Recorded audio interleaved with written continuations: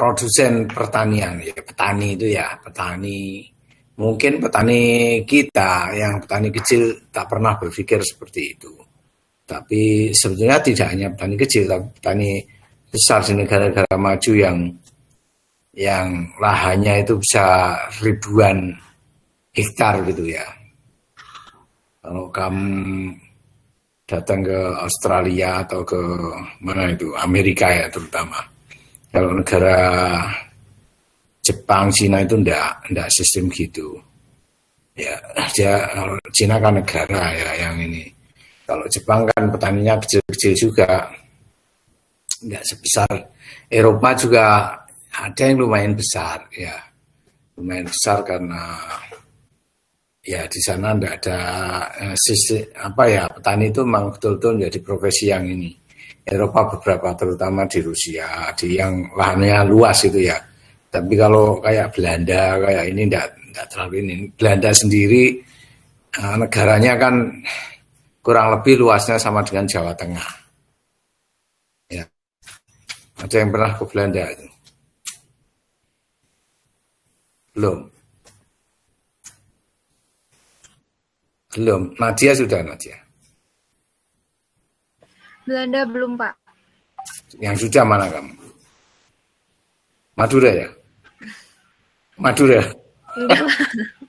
Enggak pernah ke Madura. Kemana? Subang sana?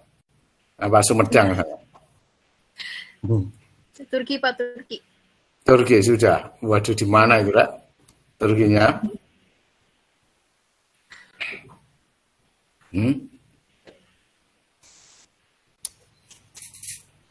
Yang lihat ini ya, lihat balon itu apa lihat apa? Ya, Pak, yang naik balon ke atas itu. Oh, waduh. Sana ya? Iya. Nggak ke bazar dulu. Nggak.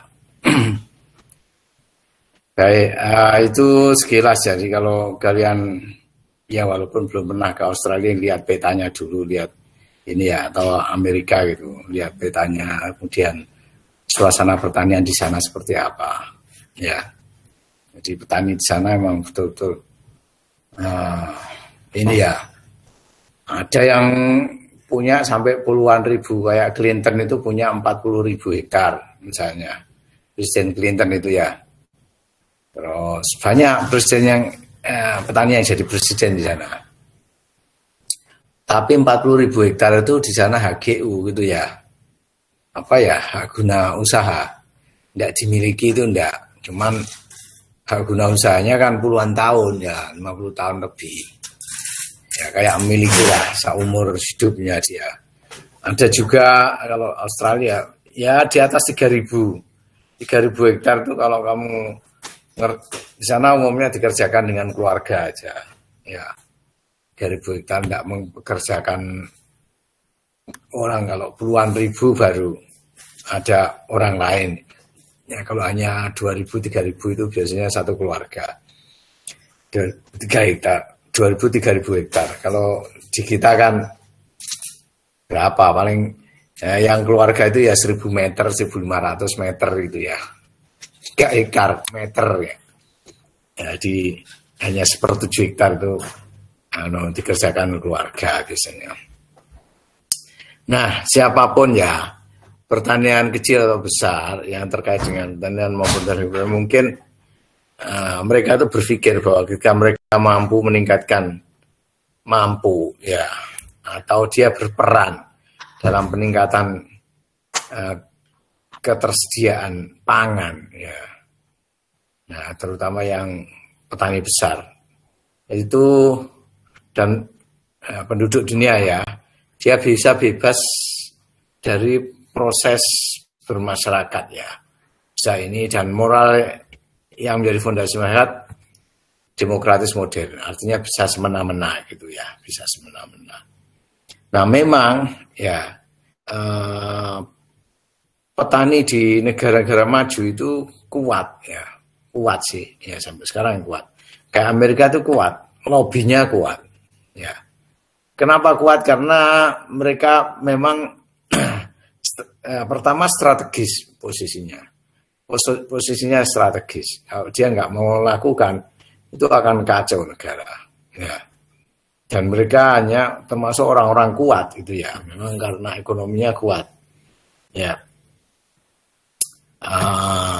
petani 2.000-3.000 hektar jelas ngalahkan income-nya, ngalahkan profesor jelas. Ya, di sana karena misalnya di Australia itu ya, kalau Australia kan tanamannya kan tanaman yang ini kan, yang ya kebanyakan ya, tidak semua, kebanyakan tanaman-tanaman yang tidak begitu ini tahunan lah, atau misalnya ada gandum dan sebagainya itu wilayah tertentu. Tapi kalau misalnya petani tebu di Australia gitu ya, itu ribuan hektar itu ya pakai traktor yang besar ya, gandum juga demikian. Nah, kalau seperti itu apakah bisa semena-mena? Jadi di sana petani memang ada di DPR di ini gitu ya. Yang kita itu petani bukan petaninya, tapi apa ya, yang nongkrongi petani ya, kayak HKTI ya. Itu mereka kan sebenarnya banyak yang bukan petani gitu ya. Himpunan Kerukunan Tani Indonesia itu ya.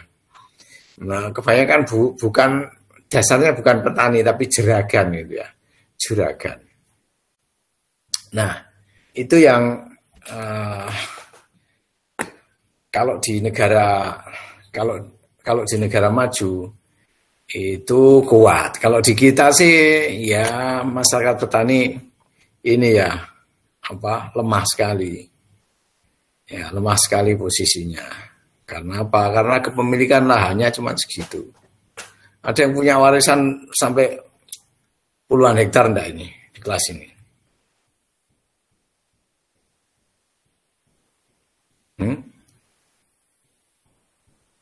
Apa itu?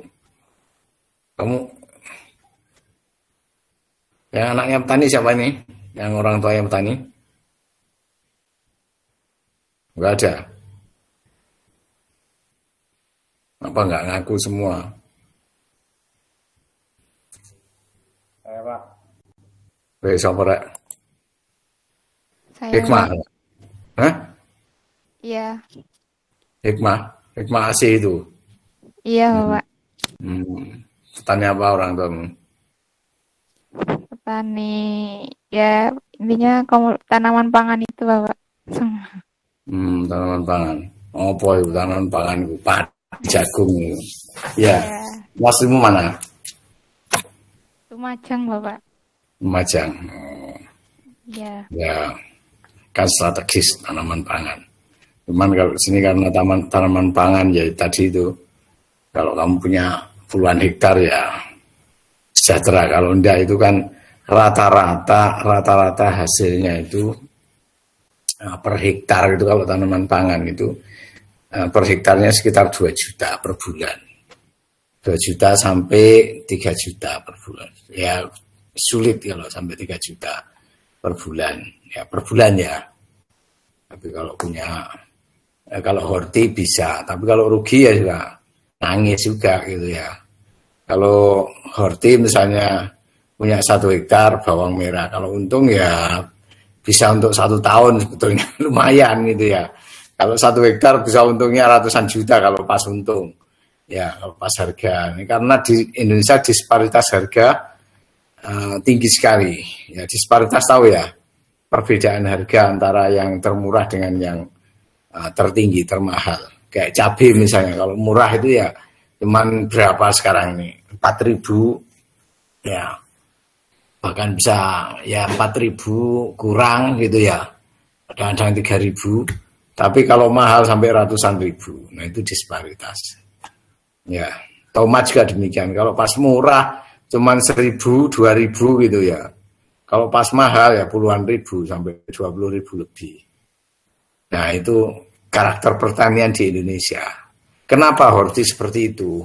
Ya, yang bisa etika bisnis nanti terkaitan dengan etika di agriculture. Kenapa seperti itu? Pertama di Indonesia pertanian tidak dikelola dengan baik ya.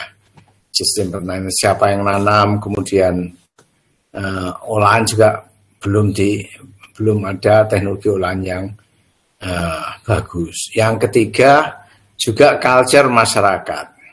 Kayak kamu makan sambal masuk gelem apa itu lombok kering itu kan tidak mau kan? Apa ada yang mau? Yang lombok kering itu, ya kan? Kan tidak ada yang mau kan? Nah, padahal sini sambal itu dimakan tiap hari gitu ya. Artinya apa? Harus tersedia terus fresh cabai ya, fresh papernya itu. Nah kalau nggak ada, harganya langsung melonjak. Lain kalau kayak di India di ini kan kering bisa, ya Cina, Korea itu kan kering bisa. Ya, sehingga kalau kering itu dikeringkan bisa waktunya bisa sampai 1 tahun gitu ya. Nah sehingga disparitas harga tidak terlalu. Oke, saya lanjutkan ya. Ada 7 isu ya etik yang ada di industri pertanian ya di seluruh dunia. Yang pertama tentang keamanan pangan ya. Kemudian yang kedua tentang ya keterlibatan ternak atau hewan ya dalam pertanian. Kemudian penggunaan bahan kimia. Yang ketiga, kemudian farm management, pengelolaan pertanian. Ya, kemudian yang kelima tentang sustainability, ya keberlanjutan. Kemudian trade agreement, perjanjian dagang, ya, dan ada isu tentang sharing information, ya, berbagi informasi. Itu kayaknya di Indonesia pun banyak tentang ini yang harus diperhatikan ya, karena ini melibatkan tidak hanya petani ya, tapi semua yang terlibat dengan sistem pertanian. Yang pertama keamanan pangan ya. Nah, mungkin sudah menjadi pengetahuan umum sebenarnya makanan banyak yang terkontaminasi di Malaysia selama proses pertanian. Kamu pun tahu ya, kalau makan cabai itu ya, walaupun kamu nggak pernah ke sawah ya, tapi saya nggak yakin kamu nggak tahu itu. Kalau cabai itu semprot gitu ya, semprot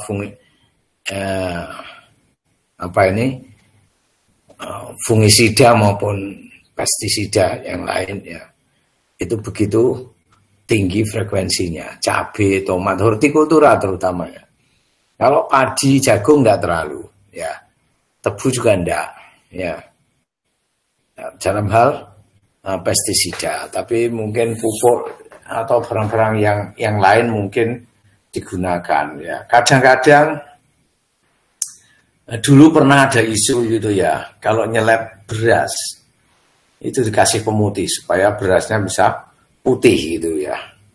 Dan itu sampai sekarang pun mestinya masih ada praktek seperti itu. Nah, hal itu yang perlu menjadi perhatian. Kalau kalian menjadi petani atau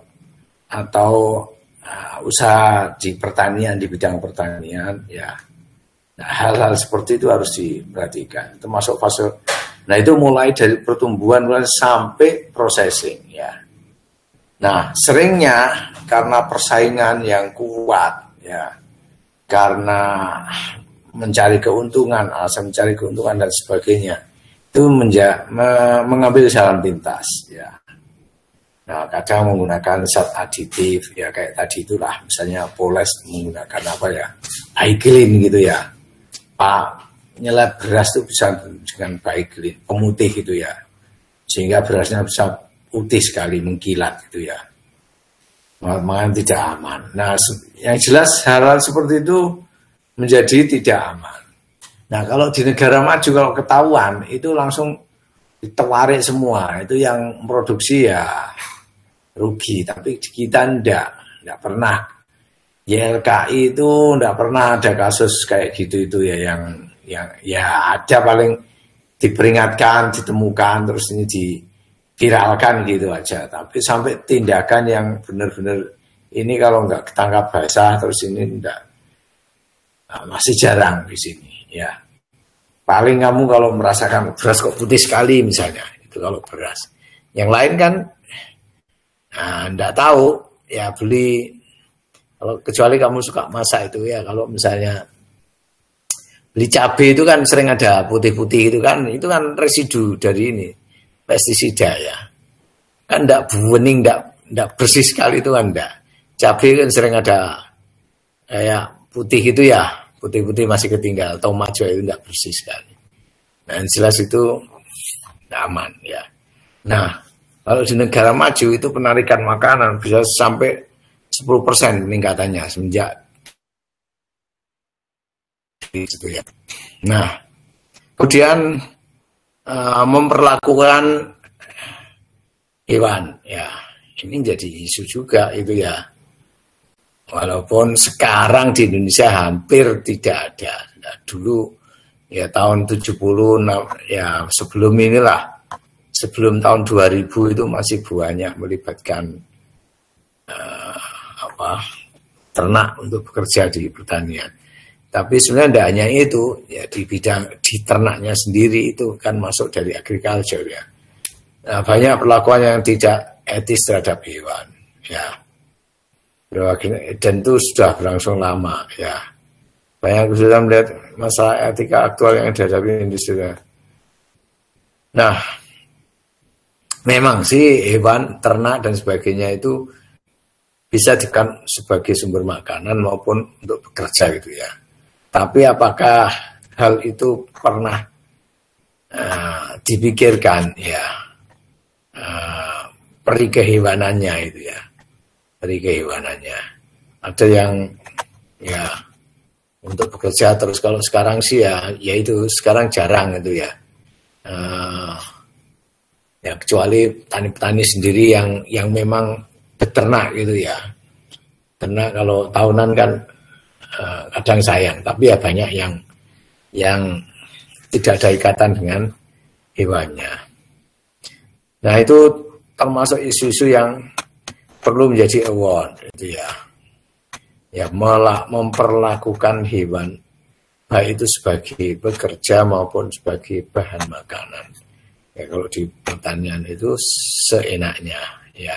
Seenaknya itu tidak dirawat betul, kalau membunuh juga tidak dengan baik misalnya. Kalau mempekerjakan juga tidak dengan baik, artinya dipekerjakan terus-menerus. Kan dia nggak bisa protes gitu ya. Protesnya kan paling duduk gitu aja ya. Kalau misalnya kerbau atau sapi untuk membajak sawah gitu, kalau ini kan dipecuti aja itu ya. Dilecut saja itu. Nah, sekarang sih diesel itu ya, pakai diesel lebih murah, lebih ini.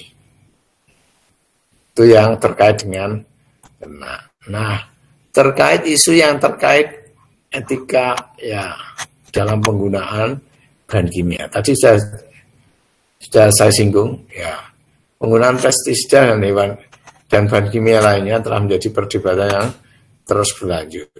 Ya, sebenarnya tidak hanya pestisida yang nampak itu ya, tapi banyak hormon dan sebagainya. Kalau di peternakan itu dulu pernah ada penelitian ya, makan ayam yang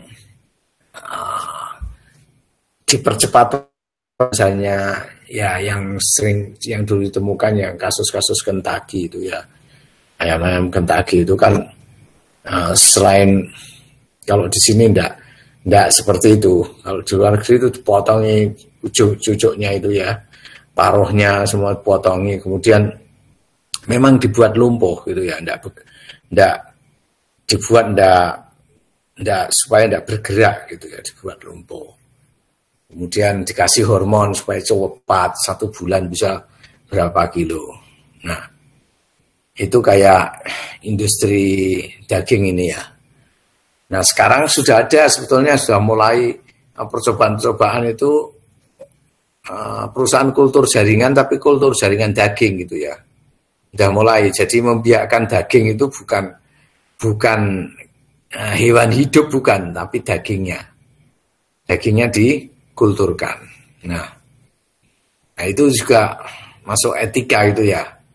Nah ini kalau yang berkaitan dengan bahan kimia tadi selain hormon ya. Nah hormon-hormon yang digunakan itu bisa mempengaruhi juga pada manusia. Nah kasus banyak orang banci ya, suaranya berubah ya, progesteron, hormon progesteron dan sebagainya yang berubah.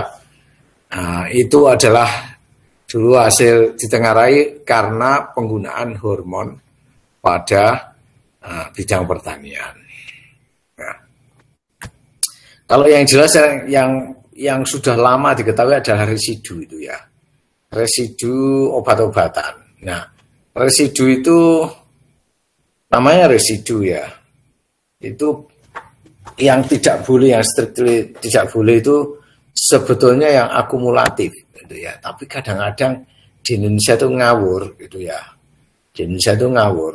Jadi ada bahan aktif tertentu yang tidak boleh digunakan karena terakumulasi gitu ya. Terakumulasi itu begini. Jadi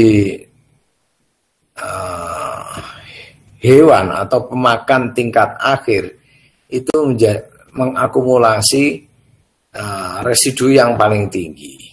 Jadi misalnya begini, orang itu kan pasti yang terakhir ya.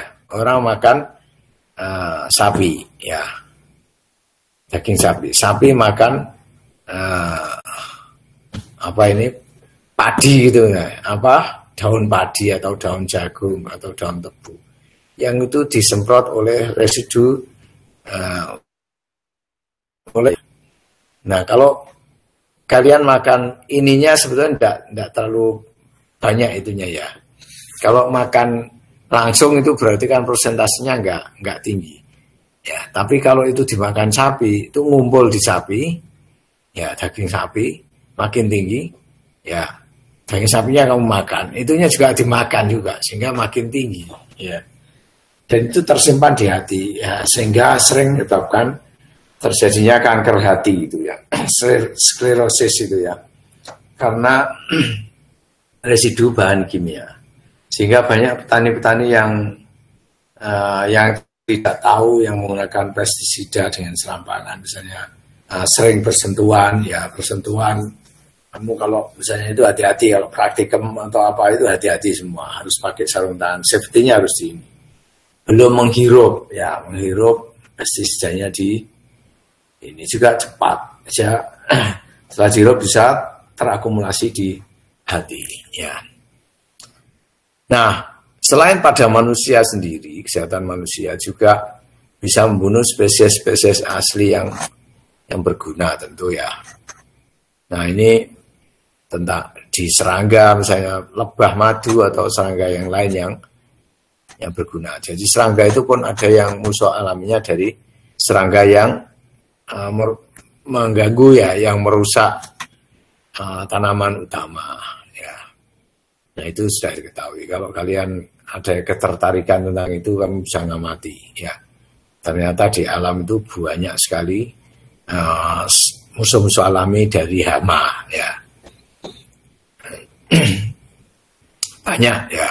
Kalau itu dikembangkan juga penggunaan bahan kimia itu jadi berkurang. Tapi dulu ada pernah revolusi bahan kimia ya, tahun awal abad ini ya, awal abad 20, artinya 1903, ketika ditemukan DDT pertama kali. Itu penemunya itu sesumbar bahwa nanti dunia akan sejahtera gitu ya. Dunia akan sejahtera karena tidak ada lagi ulat atau hewan perusak ya, serangga perusak pertanian.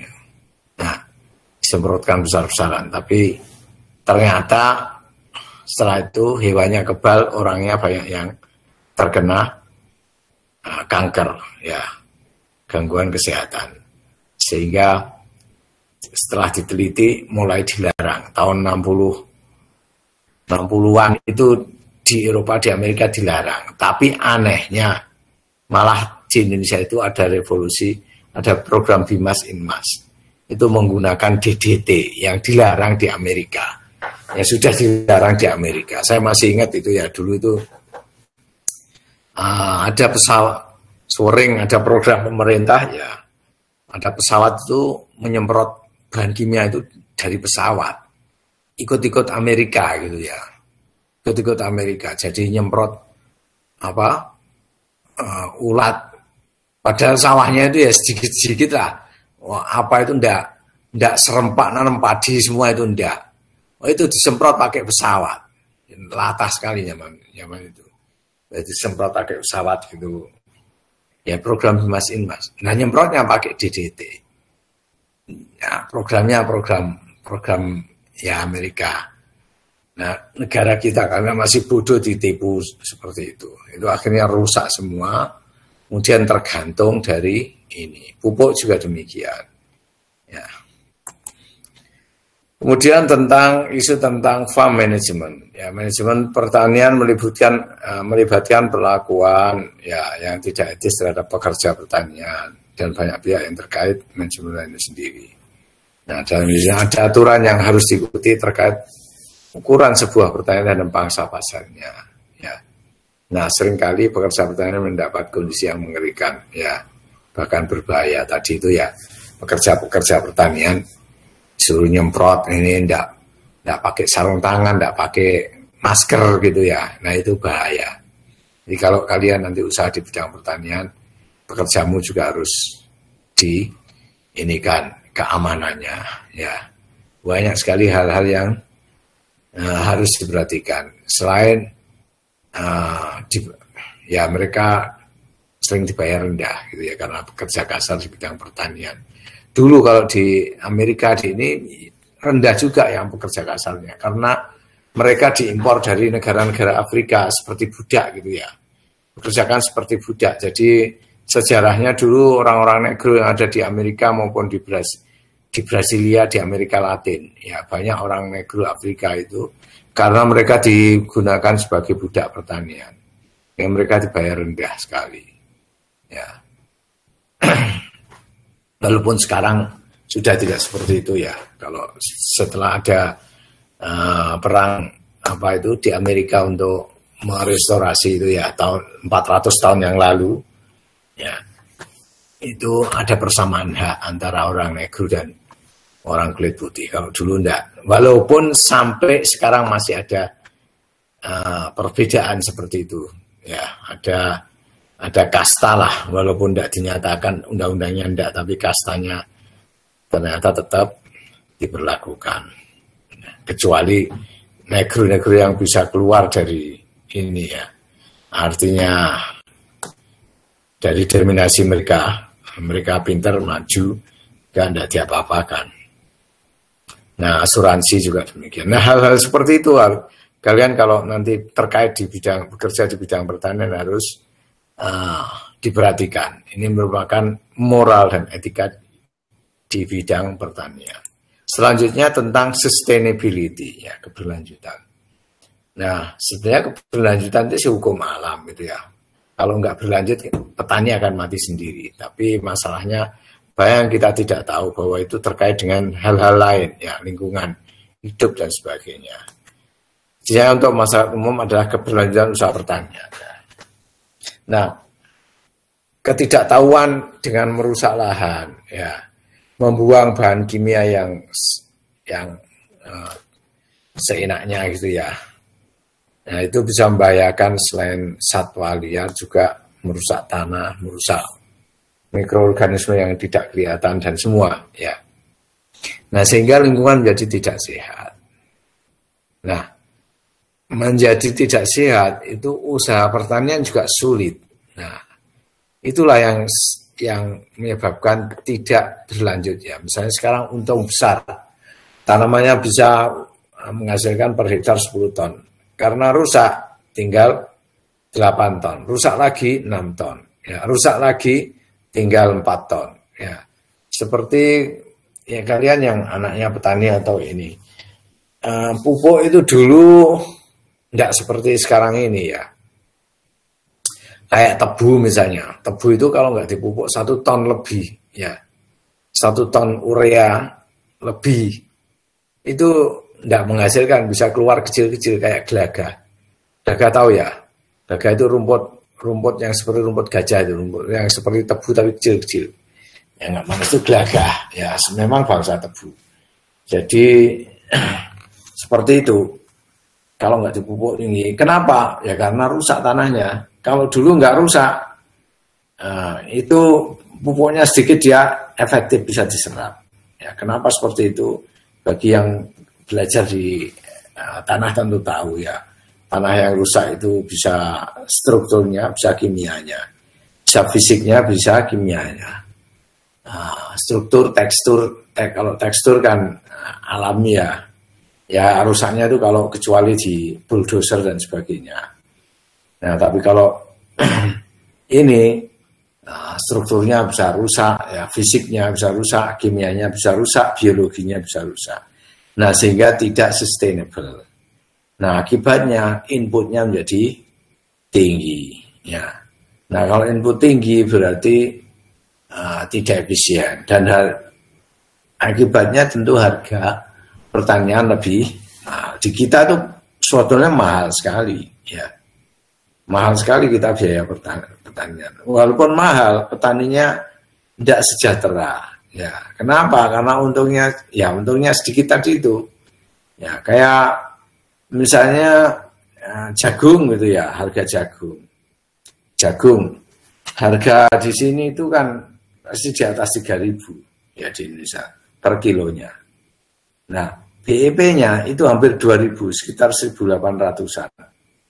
BEP, tahu BEP ya? Event point-nya. Jadi titik ininya lah harus gampang, titik impasnya. Itu hampir 2.000 rupiah per kilo. Di Amerika hanya 600 rupiah. Padahal gajinya petaninya jauh lebih tinggi. Ya karena di sana luas itu ya. Luas, kemudian tanahnya nggak rusak. Kemudian infrastrukturnya bagus. Pemerintah sudah menyediakan misalnya untuk irigasi dan sebagainya itu sudah ini tersetting lama. Misalnya kalau di sini kan yang namanya sawah, kamu mobil aja susah masuk. Ya, kalaupun bisa agak jauh. Kemudian dipanggul satu orang satu gitu. Untuk manggul satu karung saja dengan jarak 200 meter itu dikasih 2.000 itu enggak mau sekarang. 2.000 rupiah itu enggak mau ya. Nah gimana enggak mahal, satu karung seberat 40 sampai 50 kilo itu loh, dengan jarak 200 meter ya, 150-200 meter. Enggak mau dia suruh manggul ke tempat truk gitu, 2.000 rupiah itu enggak mau. Nah kalau enggak mau berarti kan menjadi tinggi. Nah itulah yang menyebabkan tidak sustainable. Tapi kalau di negara-negara maju yang lahannya sudah infrastrukturnya selain irigasi sudah tersetting, jalan-jalan itu sudah tersetting semua. Nah, sehingga kalau hasil panen harus dipanen itu gampang sekali. Ribuan ton langsung terangkut. Ya kalau di sini ya satu truk aja sehari. Ya, panggul itu mahal sekali. Kemudian ada isu trade agreement, ya perjanjian perdagangan. Nah, menanam dan memelihara bahan makanan, ya melihara tanaman maksudnya. Nah, satu hal, tapi menjualnya adalah hal lain. Nah, masalah etika terlalu umum dalam hal perjanjian dan industri pertanian.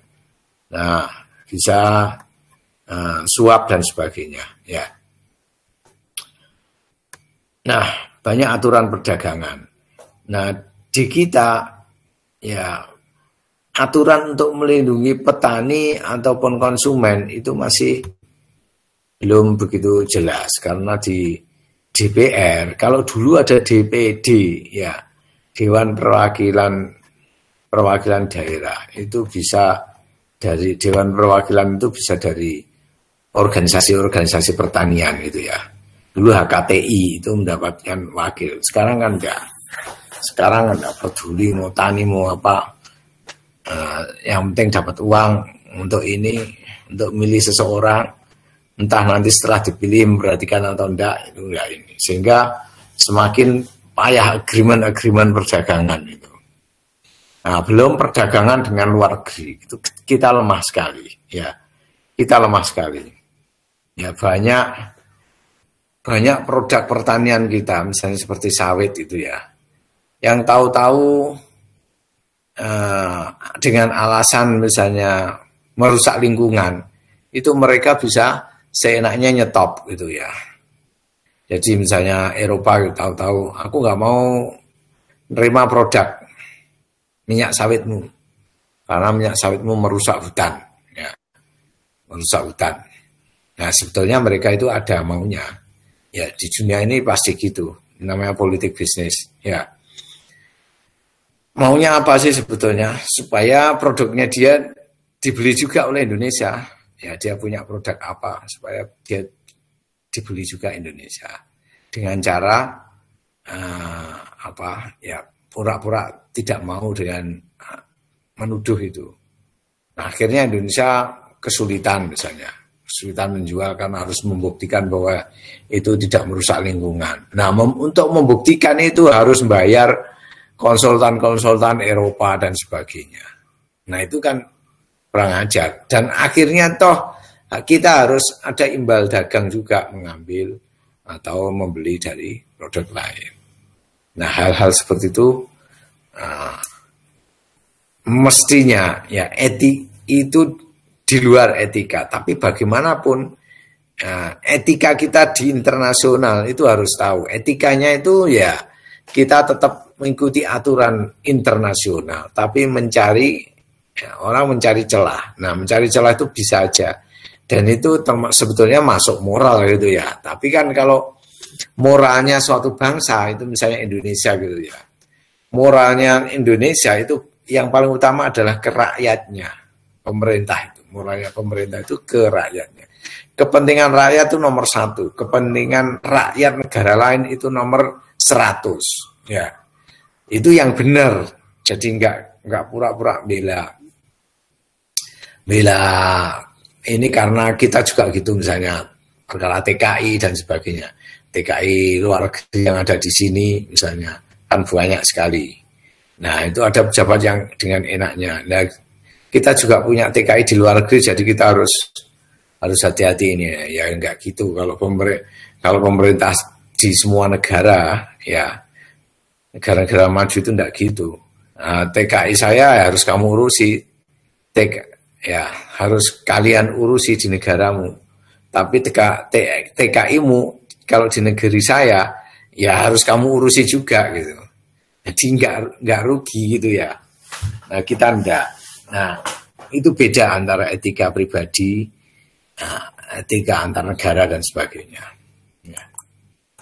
Nah, yang terakhir adalah sharing information, ya. Sharing informasi, ya. Meskipun ini bukan masalah etika terakhir yang dihadapi industri pertanian, berbagi informasi sering menjadi masalah. Misalnya, ya, kalau ini kejadian, memperingatkan sesama petani tentang parasit, adanya hama dan sebagainya. Ya, itu harusnya ada, ya. Makanya sini sih sudah enggak. Kalau itu di sini tidak masalah karena ada kelompok tani, ada poktan, ada gapoktan, dan itu sering terjadi sharing informasi, ya. Namun jika membela petani itu salah satunya tentang harga juga demikian, ya. Nah harga itu informasi harga itu mestinya sharing informasi itu penting, ya. Jangan mengambil keuntungan sendiri, ya. Misalnya sehingga terjadi perang harga misalnya, karena sini produknya banyak, di sana banyak, ya akhirnya informasi ditutup gitu ya, atau dari pedagangnya menutup informasi sehingga pembelian itu tidak fair, ya. Nah ini yang informasi itu sekarang sih hampir orang tidak bisa menutup informasi sepihak. Ya, kecuali hanya beberapa saat, ya. Karena kasus misalnya WA saja, WA atau informasi apa masuk di HP, itu dalam hitungan detik atau menit itu bisa antar negara, bisa sampai Amerika, bisa sampai sana, ya. Nah itu sehingga sharing informasi ini dimasukkan dalam posisi terakhir. Itu mungkin yang bisa saya sampaikan. Nah, ini nanti tugas kalian ya, tugas kalian mencari artikel kemudian membuat rangkuman ya yang terkait dengan isu-isu etika di bidang pertanian. Paling tidak 7 isu tadi ini ya. 7 isu ini ada tentang ini, tentang keamanan pangan, kemudian tentang ternak. Ya, nanti tolong siapa ini koordinatornya tadi, koordinator kelasnya? Saya, Pak. Siapa Nita? Triana. Panggilannya siapa Nit? Triana. Pak. Iya. Oke, Triana. Nanti tolong dibagi ya. Ini tugasnya tak ini kan, tak taruh di work assignment nanti. Nah, tolong semua dibagi. Itu kan ada 7 itu ya, masalah-masalah isu etik di bidang pertanian. Nah, di sini kan ada 40 kan ya. Mahasiswanya kan 40 apa 41 ini? 40-an, Pak. 40 ya? Iya, 40-an. Apa beneran? Nggak tahu. Pak. Loh, kenapa? Kok Kurang tahu, Pak. Soalnya. Oke, ya udah. Pokoknya diumumkan di situ ya, di kelompokmu itu.